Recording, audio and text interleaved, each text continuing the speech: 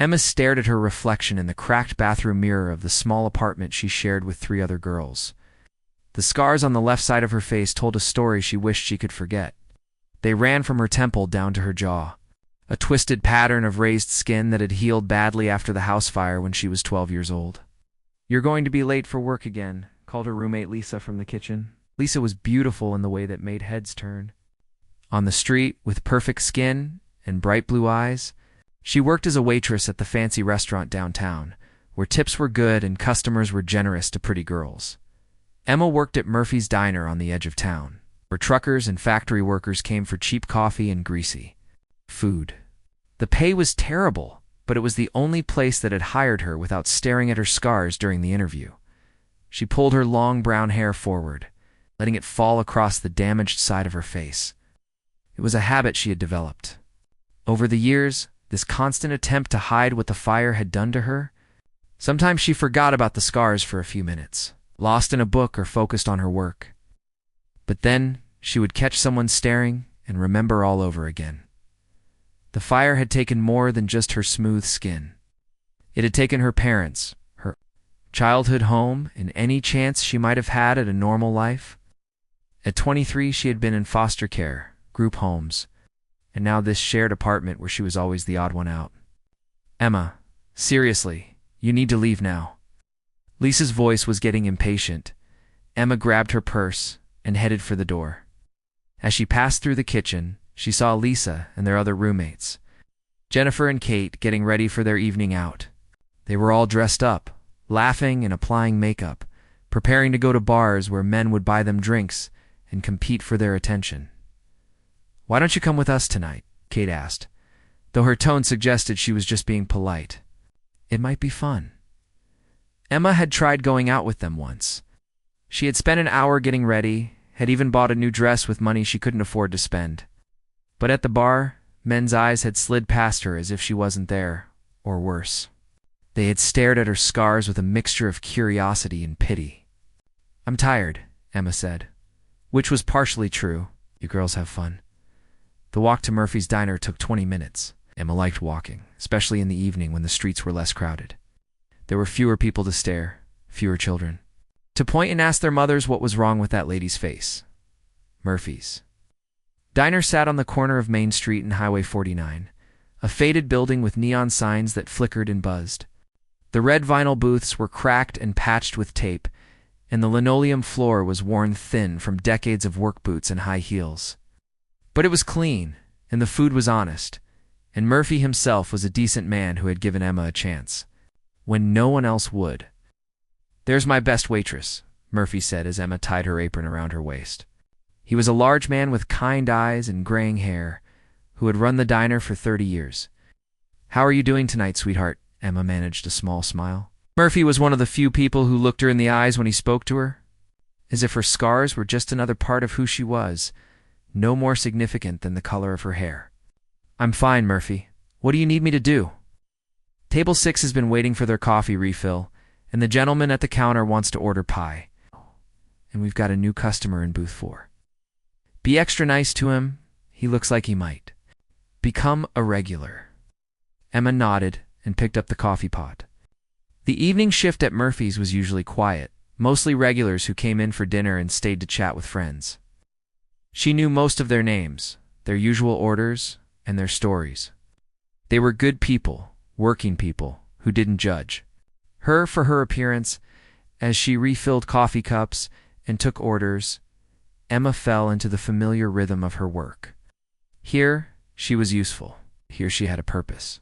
The customers might not think she was beautiful, but they respected her efficiency and her kind manner. She was wiping down table 8 when she noticed the man in booth 4. He was different from the usual customers, younger, wearing clean jeans and a button-down shirt instead of work clothes. His cowboy hat sat on the table beside him, and when he looked up from his menu, she saw kind brown eyes and a gentle smile. Emma felt her heart skip a beat, then immediately scolded herself for the reaction. Men like him didn't notice women like her, except to feel sorry for them. Emma approached booth 4 with her notepad ready, her hair carefully positioned to hide her scars. The cowboy looked up as she neared, and his smile was warm and genuine. "Good evening," he said, his voice carrying a slight Texas drawl. "New in town? And Murphy recommended the meatloaf? Says it's the best in 3 counties. "Murphy's right about that," Emma replied, keeping her voice professional. "It comes with mashed potatoes and green beans, and we serve it with fresh cornbread." "Sounds perfect. And could I get some sweet tea with that?" Emma nodded and started to turn away, but the cowboy spoke again. "I'm sorry I didn't catch your name." She paused, surprised. Most customers didn't bother asking her name. "It's Emma." "To meet you, Emma. I'm Clay. Clay Harrison. I just bought the old Peterson ranch outside town." Emma had heard about the Peterson place being sold. It was a good piece of land that had been empty for 2 years after old Mr. Peterson passed away. "That's a beautiful property," she said. "Are you planning to raise cattle?" Clay's eyes lit up at her interest.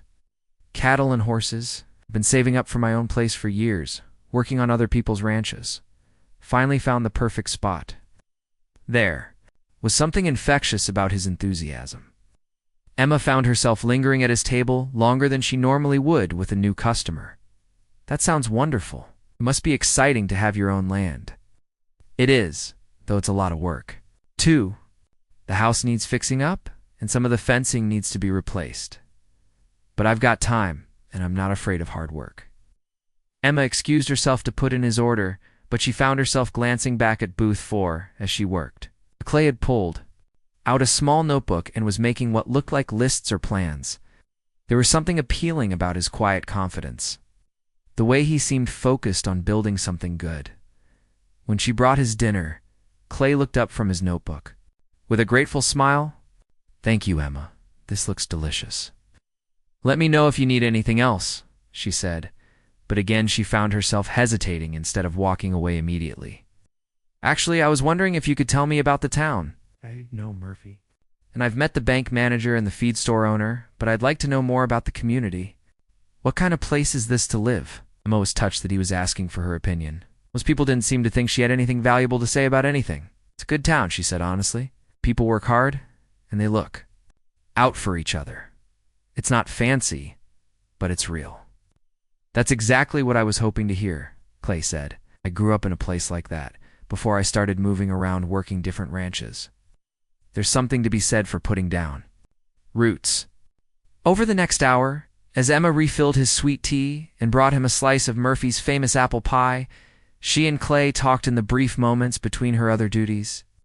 He asked about local businesses, about the weather patterns, about which feed suppliers were most reliable. But he also asked about her, how long she had lived in town, whether she liked working at the diner, because she had family nearby. Emma found herself answering more openly than she usually did. There was something about Clay that made her feel comfortable, as if he was genuinely interested in her responses rather than just making polite conversation. "I've been here about 5 years, she told him as she refilled his coffee. "I moved here after some difficult times. Murphy gave me a job when I really needed one." Clay nodded as if he understood about difficult times and fresh starts. Sometimes a change of scenery is exactly what a person needs. "I've been moving around, so much that I forgot how nice it is to think about staying somewhere." When Clay finally asked for his check, Emma felt oddly disappointed. She had enjoyed their conversation more than any she'd had in months. Most of her interactions were either with her roommates, who tolerated rather than welcomed her presence, or with customers who saw her as just another waitress. Clay left a generous tip and stood to put on his hat. "Emma, thank you for making my first night in town so pleasant. I have a feeling I'll be eating here pretty regularly." "We're open every day except Sunday," Emma said, trying to keep the hope out of her voice. "Good to know. Have a nice evening." After Clay left, Emma found herself smiling as she cleaned his table. For the first time in a long while, she was looking forward to coming to work tomorrow, wondering if the kind cowboy with the gentle eyes would keep his word about becoming a regular. Customer Murphy appeared beside her with a knowing look. Nice fellow, that one. Asked me all sorts of questions about the town, about good people to do business with. Seems like the kind of man who will be an asset to the community. Emma nodded, trying not to let her interest show too much. "He seems very nice. Funny thing, though," Murphy continued, pretending to be casual. "He asked a lot of questions about you, too." Emma's heart fluttered at Murphy's words, but she quickly pushed the feeling down. She had learned not to hope for things that seemed too good to be true. He was probably just being polite, she said, wiping down Clay's table more thoroughly than necessary. Maybe, Murphy said with a slight smile. But in my experience, when a man asks if a woman is single and whether she's happy working here, he's not just being polite. Emma stopped wiping and stared at Murphy. Asked if I was single. Sure did. It's also wanted to know how long you'd been working here, whether you liked the job, if you had family in town. Seemed mighty interested for someone just being polite. Next few days passed in a blur of anticipation and anxiety. Emma found herself checking the clock constantly during her shifts, watching the door for Clay's familiar figure. When he didn't come on Tuesday, she told herself he was probably busy with ranch work. When he didn't come Wednesday either, she began to think she had imagined the connection between them.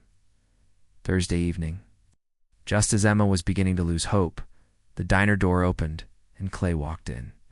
He was dusty from work and looked tired, but his face lit up when he saw her. "Evening, Emma," he said, settling into the same booth he had occupied on Monday. "Sorry I haven't been in. I've been working from dawn to dusk trying to get the ranch in shape." Emma felt a rush of relief that was probably too strong for the situation. "That's okay. You don't have to apologize. What can I get you tonight?" "Actually, I was hoping you could recommend something. I've been living on sandwiches and canned soup for 3 days. Emma smiled. Murphy's pot roast is excellent on Thursdays. Comes with roasted vegetables and fresh rolls. Sold?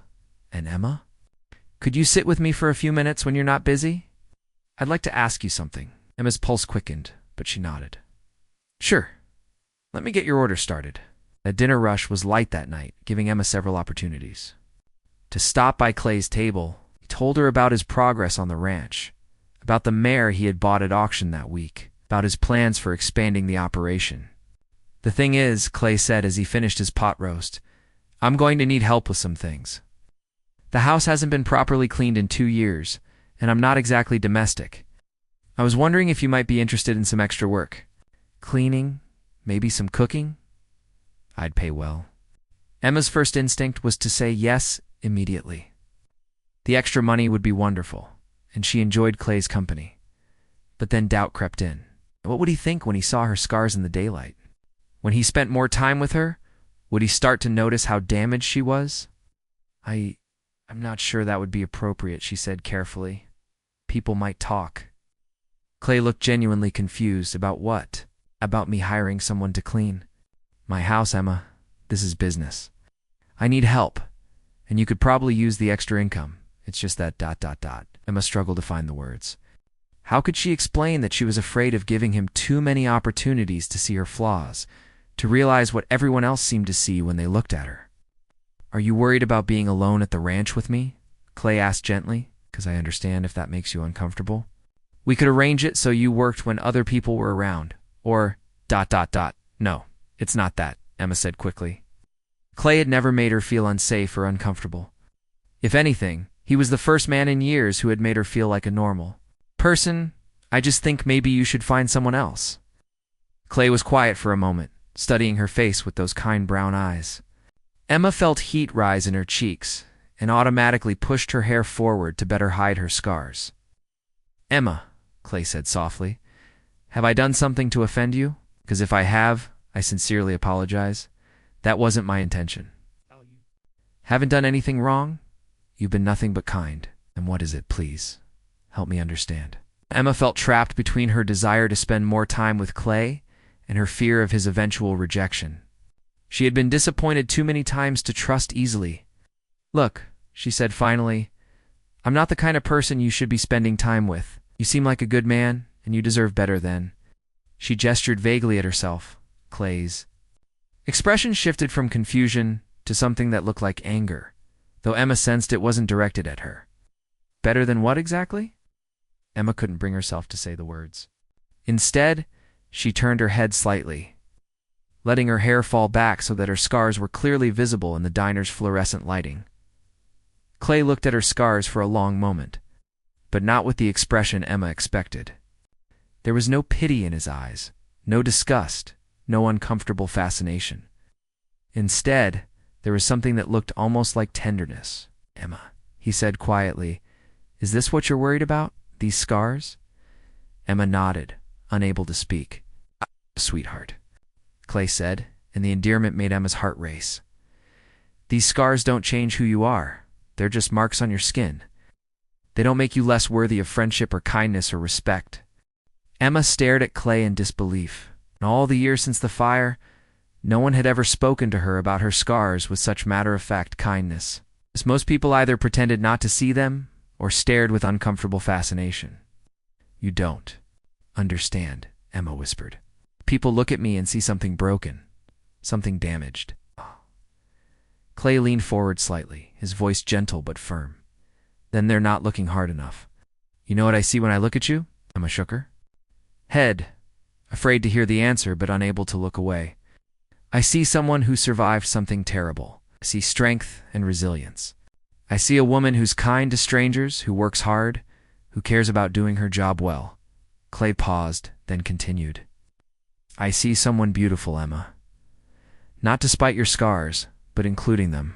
They're part of your story, part of what made you who you are. Emma felt tears threatening and quickly looked down at her hands. No one had called her beautiful in over 10 years. She had stopped believing it was possible. I don't think you see me clearly, she said. I think I see you more clearly than you see yourself, Clay replied.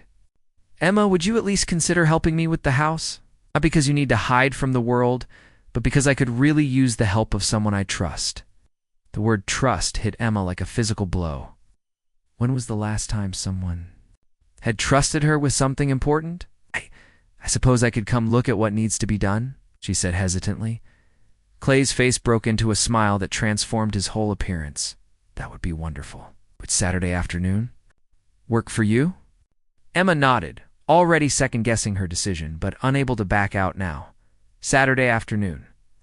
Emma stood at the edge of the Peterson ranch, looking at the house that would soon be Clay's home.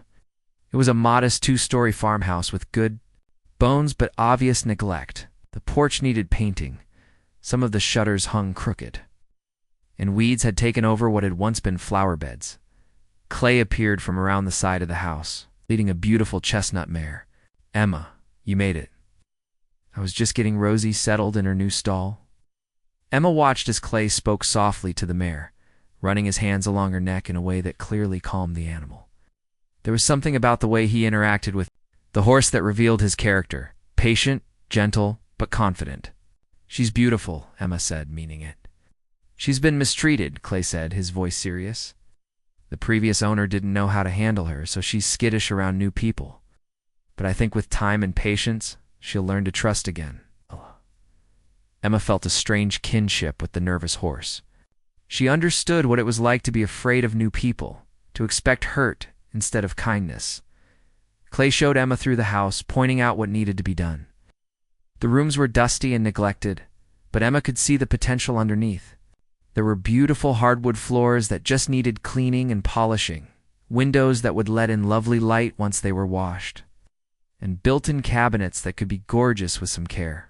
The kitchen needs the most work, Clay said, leading her into a room with outdated appliances and cabinets that needed paint. But the bones are good. Planning to update it eventually, but for now, it just needs to be clean and functional. Walked around the kitchen, already envisioning how it could look. This has wonderful potential. The layout is perfect, and these cabinets are solid wood. They just need some attention. So you think it's doable? Clay asked hopefully. Definitely. It would take some time, but it could be beautiful. They spent the next hour going through the rest of the house. Emma found herself getting excited about the project despite her reservations. It had been a long time since she had been asked to make something beautiful, to put her own touch on. A space, Clay, she said as they finished the tour. Can I ask you something? Of course. Why me? There are other people in town who could help you with this. People without. She gestured toward her face. Clay stopped walking and turned to face her fully. Emma, I'm going to tell you something, and I want you to really hear me.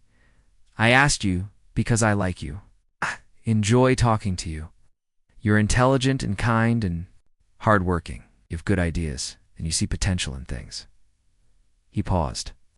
Your scars have absolutely nothing to do with my decision, except that they tell me you understand what it's like to start over, to rebuild something that's been damaged.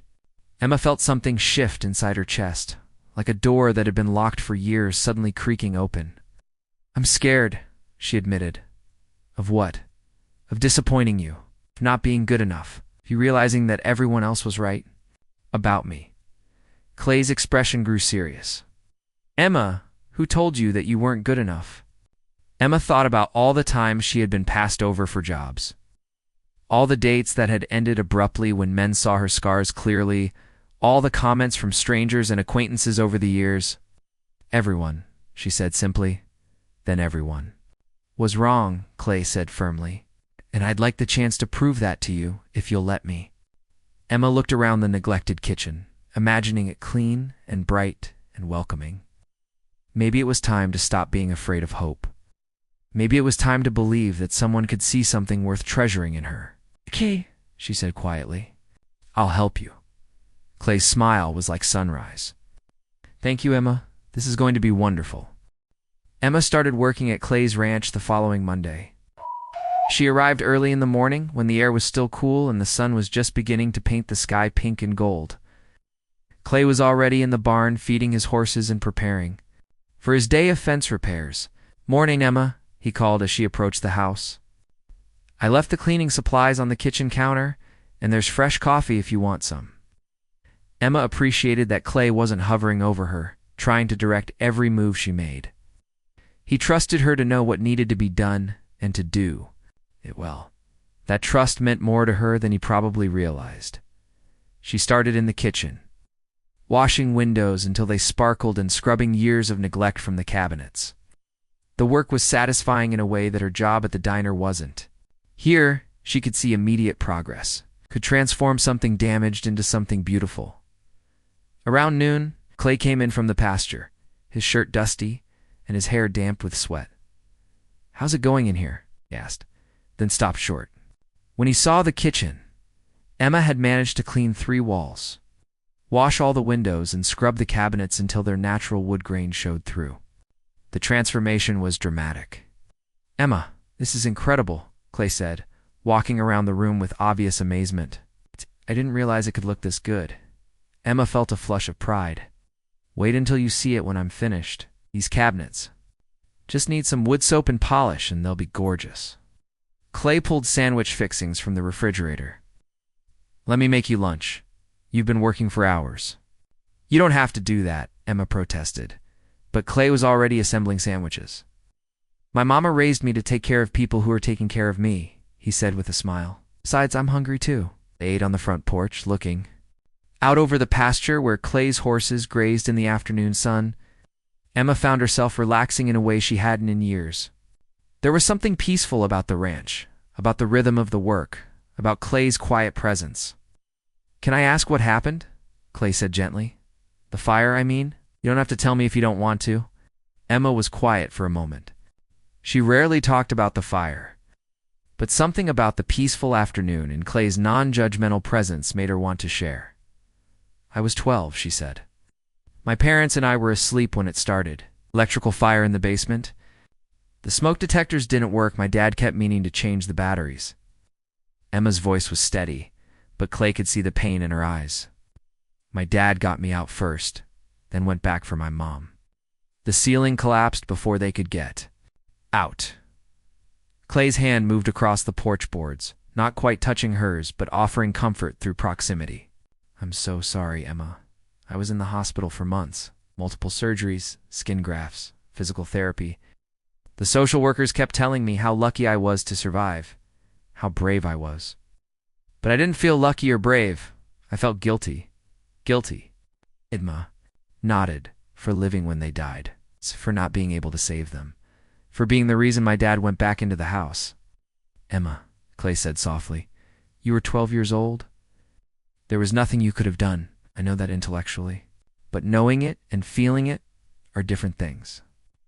Clay was quiet for a moment, then said, You know what I think? I think your parents would be proud of the woman you've become. Strong, kind, hardworking. You survived something terrible and still managed to become someone who takes care of others. Emma felt tears threatening again. It had been so long since someone had spoken about her parents with respect instead of pity. That afternoon, Emma worked on the living room while Clay repaired fencing. She could hear him working outside, occasionally talking to his horses or whistling softly. Sounds were comforting, a reminder that she wasn't alone in the big empty house. Around 4 o'clock, Emma heard a truck pull up outside. Through the window, she saw a man in his 50s getting out of a pickup truck. He was well-dressed in the way that spoke of money and authority, and his expression was not friendly. Clay appeared from around the barn, wiping his hands on a rag.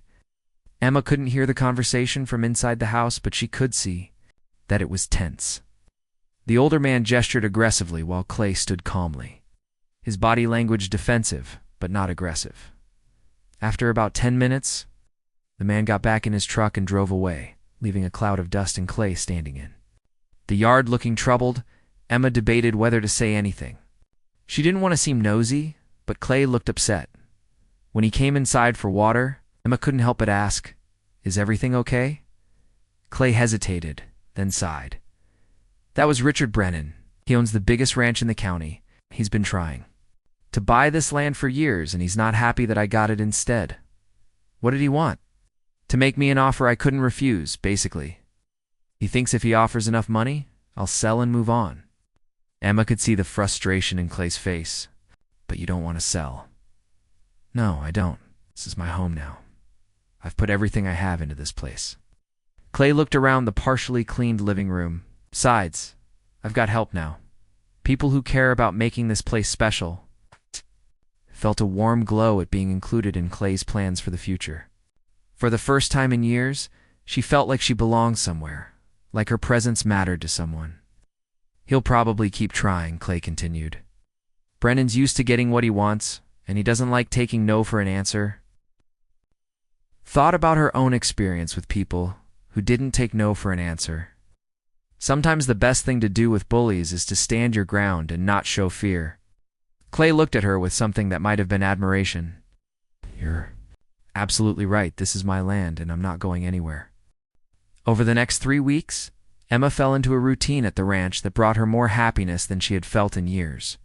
She would arrive each morning to find Clay already working with his animals, and they would share coffee and plan their respective tasks for the day. The house was transforming under Emma's careful attention. She had finished the kitchen and moved on to the living room and dining room. Each space revealed its potential as layers of dust and neglect were stripped away. Clay had given her free rein to make decisions about colors and arrangements, trusting her judgment completely. "You have a real gift for this," Clay told her one afternoon as they stood in the newly cleaned dining room.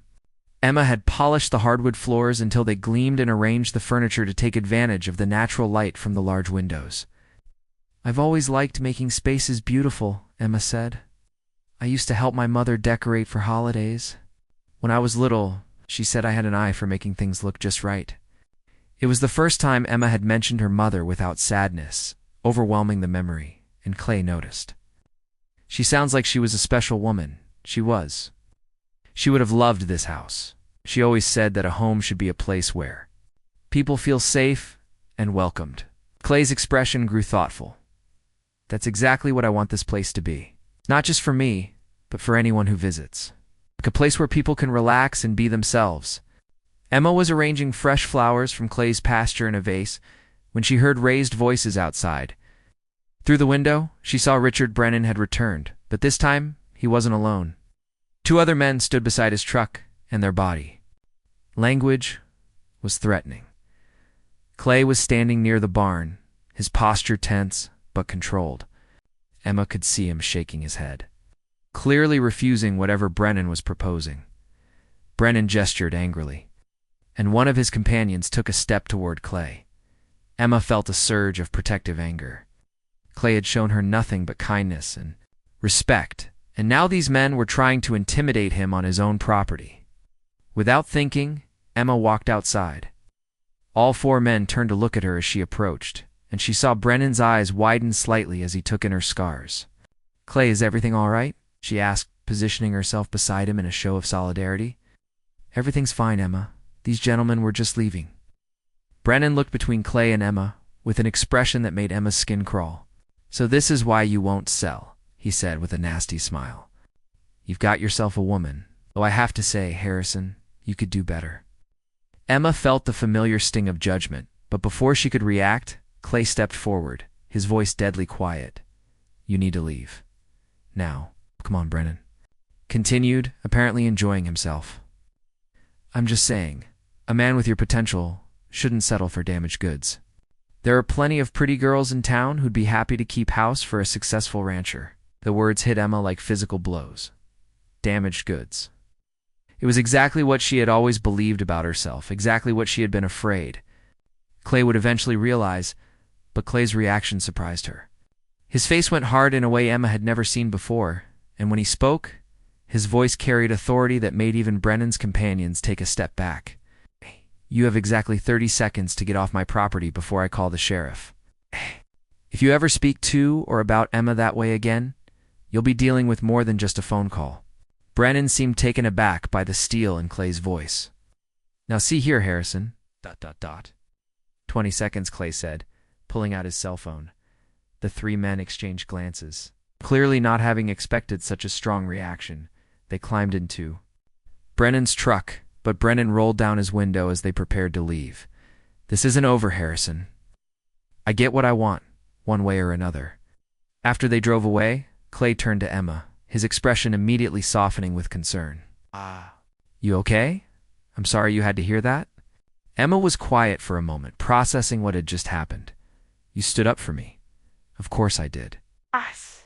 "But he's right, isn't he? You could do better than me." Clay took her hands in his, gently but firmly. "Emma, look at me." Seeing intensity there that took her breath away, Richard Brennan is a bully and a coward who thinks money gives him the right to hurt people. His opinion means nothing to me. Clay's voice was gentle now, but no less serious. "You are not damaged goods. You are a strong, beautiful, amazing woman who survived something terrible and still chose to be kind. You make this house a home. You make my days brighter just by being in them." Emma felt tears starting to flow. "Clay, I'm not finished," he said softly. "Emma, I've been trying to find the right time to tell you this, but maybe there isn't a perfect time. I'm falling in love with you, not despite your scars, not in spite of your past, but because of everything that makes you who you are." Stared at him in shock. "You can't mean that. It's never meant anything more in my life. Emma, you're beautiful to me. Ouch. All of you. Your strength, your kindness, your resilience, your smile when you think no one is looking, the way you care for things, the way you see potential in broken places." Clay's thumbs brushed gently across her knuckles. "The way you make me want to be the best version of myself." Emma felt as if the ground was shifting beneath her feet. For so long she had believed that her scars made her unlovable, that no one could look past them to see anything worth cherishing. But Clay was looking at her as if she was precious, as if she was exactly what he had been searching for. "I don't know how to believe that," she whispered. "Then let me show you," Clay said gently. "Let me spend every day proving to you that you are worthy of love, that you are beautiful, that you deserve all the happiness in the world." Emma felt something breaking open inside her chest, like ice melting after a long winter. For the first time since she was 12 years old, she allowed herself to imagine being truly happy, being truly loved. "I'm scared," she admitted. "I know. So am I, but Emma, some things are worth being scared for." As the sun began to set over the pasture, painting the sky in shades of orange and pink, Emma made a choice that would change everything. Instead of running from the possibility of love, instead of protecting herself from potential pain, she chose to trust. "I think I'm falling in love with you too," she said quietly. Clay's smile was radiant. "Then we'll figure it out together." He pulled her into his arms for their first kiss. Emma understood that her scars hadn't made her unlovable after all. They had simply been part of the journey that had brought her to this moment, to this man who saw beauty in broken things and chose to love her exactly as she was. The weeks following Emma and Clay's confession were the happiest of Emma's adult life. She continued working at Murphy's Diner during her evening shifts, but spent her days at the ranch, finishing the work on the house and helping Clay with various ranch duties. The house had become truly beautiful under Emma's care. Every room now gleamed with cleanliness and warmth, decorated with simple touches that made the space feel welcoming and loved. Clay had insisted on paying her far more than the work was worth, but Emma had begun to think of the house as partly hers too. More importantly, Clay kept his promise to show Emma every day that she was beautiful and worthy of love. He never failed to greet her with a smile that lit up his whole face. He asked for her opinions on ranch decisions and listened to her answers as if they mattered deeply. He brought her wildflowers from the pasture and told her stories about his childhood. While they worked side by side, Emma began to see herself differently through Clay's eyes. When he looked at her, she didn't see pity or discomfort. She saw love and admiration and genuine happiness. Slowly, she began to believe that maybe she was worthy of those feelings. But their happiness was threatened when Richard Brennan escalated his campaign to acquire Clay's land. Strange problems began occurring around the ranch. Fences cut in, the night gates left open so horses could wander onto the road, equipment mysteriously breaking down. It's got to be Brennan. Yes, Clay said one morning after discovering that someone had contaminated the water trough with oil overnight. This is exactly his style. Can't buy me out, so he's trying to force me out. Emma helped Clay clean the trough while his horses waited impatiently for fresh water. Have you talked to the sheriff? I don't have any proof it's him. And Sheriff Williams has known Brennan for 20 years. He's not likely to believe accusations. Without solid evidence, Emma understood the frustration of not being believed when you knew something was wrong. What are you going to do? Keep fighting, Clay said grimly. This is my home. I'm not going to let a bully drive me away. That evening at the diner, Emma was surprised when her roommate Lisa sat down at the counter during her shift. Hey, stranger, Lisa said with an unusual smile. We never see you anymore. You're always out at that ranch. Emma refilled Lisa's coffee cup. I've been busy. The work has been good for me. I bet it has, Lisa said, her tone carrying an edge that Emma didn't understand. Living the dream with your cowboy? It's not like that, Emma said automatically. Though of course it was exactly like that now. Lisa laughed, but it wasn't a kind sound. Come on, Emma. Everyone in town is talking about it. Clay Harrison and the scarred girl from Murphy's Diner. Some people think it's sweet, the way he's taken pity on you. Emma felt heat rise in her cheeks. It's not pity, isn't it? Lisa leaned forward, her voice dropping to a cruel whisper. Emma, you're a nice person, but let's be realistic. What would a man like Clay Harrison want with someone like you, if not pity? He could have any woman in town. The words hit Emma like physical blows because they echoed every doubt she had tried to silence. Lisa was beautiful, successful, the kind of woman men noticed and wanted. She thought Clay was with Emma out of pity. Maybe others thought so too. You're just trying to hurt me, Emma said, but her voice lacked conviction. I'm trying to protect you, Lisa replied. Get hurt worse than you already have been. Men like Clay don't end up with women like us, Emma. They have fun with us, maybe, but they marry the pretty girls from good families. Emma turned away, pretending to be busy with other customers, but Lisa's words echoed in her mind for the rest of her shift. By the time she got home, doubt had taken root and was growing like a weed. The next day at the ranch, Emma found herself watching Clay more carefully, looking for signs that Lisa might be right. When he smiled at her, was it genuine affection or kind pity? When he complimented her work, was it honest appreciation or patronizing encouragement? Clay noticed the change in her mood immediately. Emma, you've been quiet all morning. Something wrong? Emma wanted to ask him directly, but she was afraid of the answer. Instead, she said, Clay, why did you really ask me to help you with the house? Clay looked surprised by the question. Because I needed help, and I trusted you to do good work. And because I enjoyed your company. But there were other people you could have asked, people without. Emma gestured toward her face. Clay's expression grew serious. Emma, we've talked about this. Your scars have nothing to do with how I feel about you. But what do people think? About us, I mean. I don't care what people think, Clay said firmly. The only opinions that matter are yours and mine.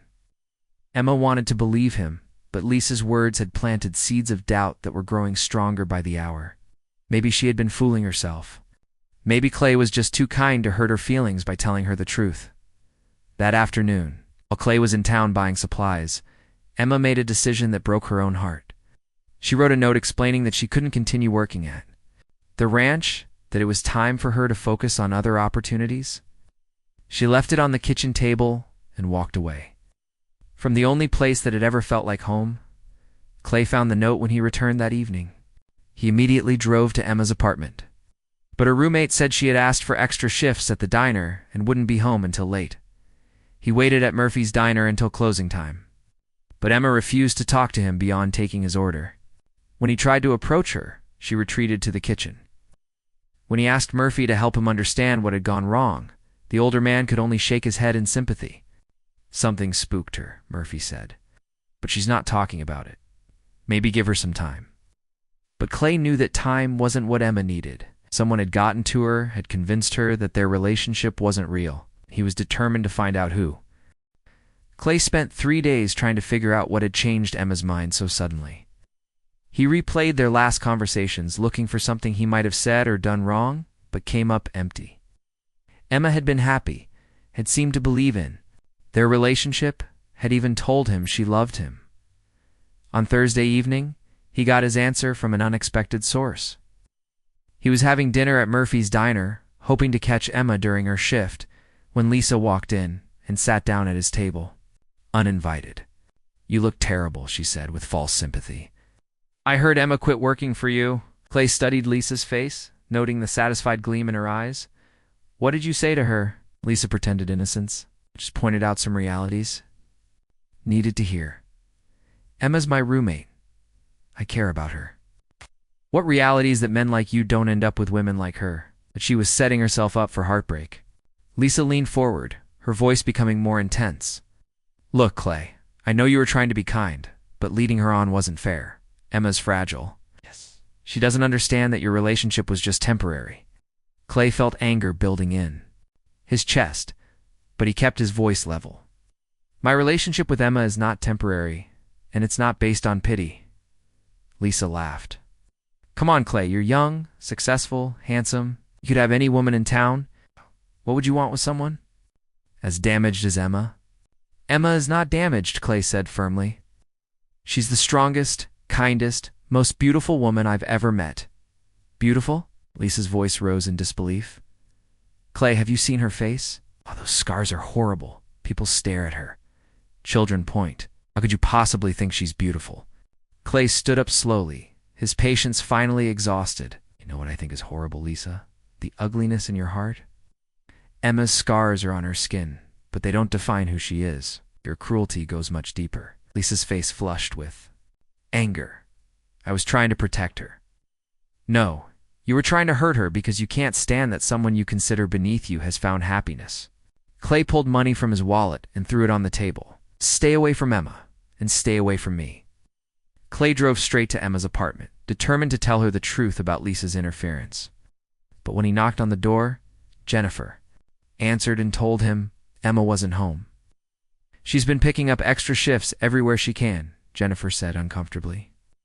"I think she's trying to avoid ... well, everything." "You know where she is now?" Jennifer hesitated, then seemed to make a decision. "She's working a late shift at the truck stop diner out on Route 9.